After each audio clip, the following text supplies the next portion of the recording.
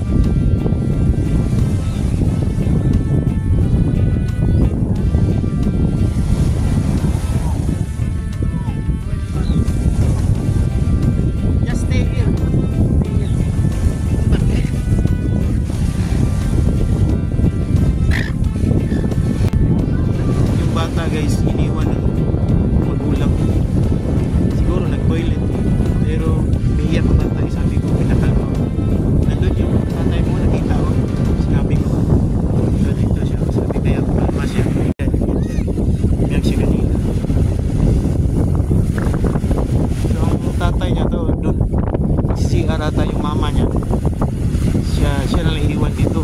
Yan, may kapatid siya dalawa. Sabi ko, nandun yung tatay mo, layo ng tatay niya doon, nandun. Bali yung nanay niya is si CR ata, kasama yung kapatid niya. Ano siya? Gusto tayo maligo guys, medyo malamig, sobrang lamig So yung bata is nakita niya yung tatay niya. So nandito pala yung nanay niya sa likod kasi may dalawang kapatid niya.